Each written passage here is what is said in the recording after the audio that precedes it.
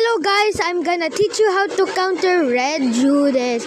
It's pretty easy actually if they don't land a black flash chain on your ass.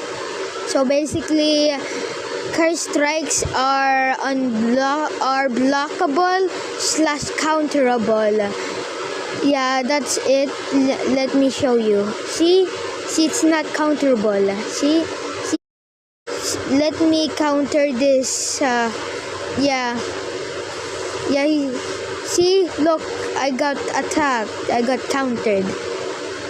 Crushing blow is blockable. No, the air variant of curse strikes isn't blockable, but it's counterable.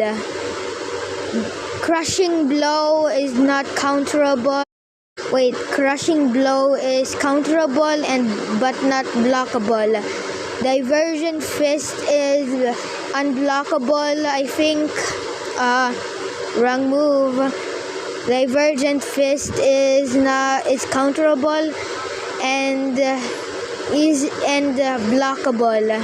Basically, the black flash version of Divergent fist is not counterable or blockable, I think.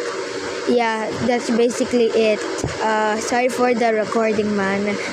Magic kick is, I don't know, just don't hit the opponent. I don't know.